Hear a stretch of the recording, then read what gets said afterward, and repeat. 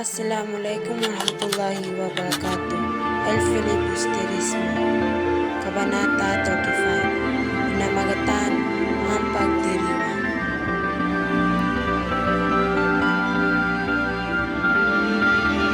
Grade 10, as namin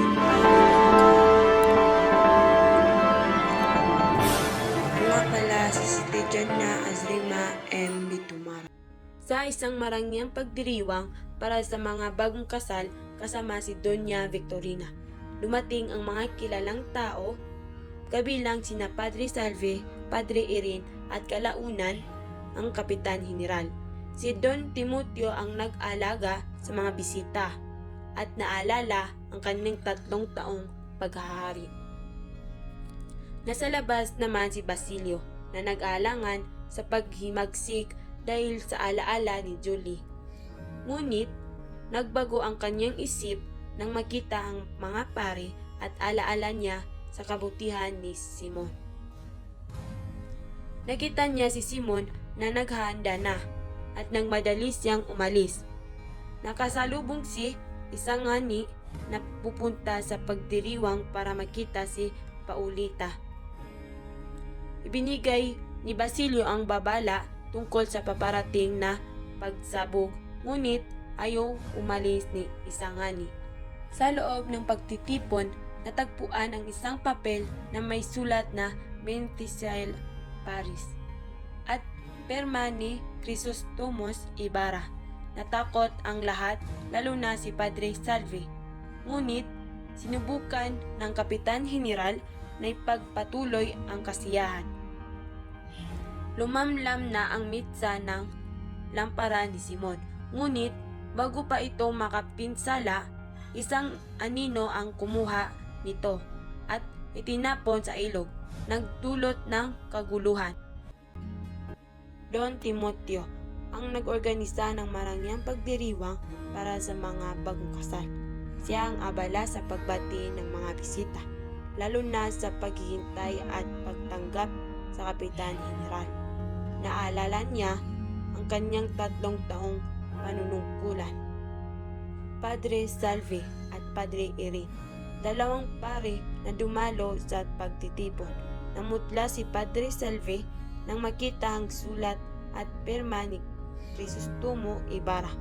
Habang inutusan ng Kapitan General si Padre Irin na itaas ang lampara ni Simon bago pa ito maagaw. Kapitan General, ang pinakamataas na opisyal na dumalo sa pagdiriwang. Nang malaman ang mensahe sa papel, balak nang tawagin ang mga kawal, ngunit pinili na magkunwaring hindi natatakot at ipagtuloy ang kasiyahan. Basilio, nasa labas ng bahay at nakikita ang mga darating na bisita. Nag-aalangan siya sa paghimagsik dahil sa alaala ni Julie at sa mga maaaring madamay. Ngunit nagbago ang isip nang makita ang mga pare at alaala niya sa kabutihan ni Simon. Nakita niya si Simon na handa na nang madaling umalis at binabalaan si isang ngani tungkol sa paparating na pagsabog. Simon, naghanda ng lampara para sa pagsabog at inutusan na magmadali patungong eskolta. Siya ang likod ng plano ng paghimagsik. Isa ngani, pumunta sa pagdiriwang para makita si Paulita bago pa ito maging asawa ni Junito. Tinanggihan niya ang babala ni Basilio. Ngunit nang malaman na mapipinsala si Paulita, nagpasya siyang pumasok sa loob. Don Custodio, nakilala niya ang lagda ni Crisostomo Ibarra at sinabing ito ay mula sa isang patay ng 10 taong filibustero.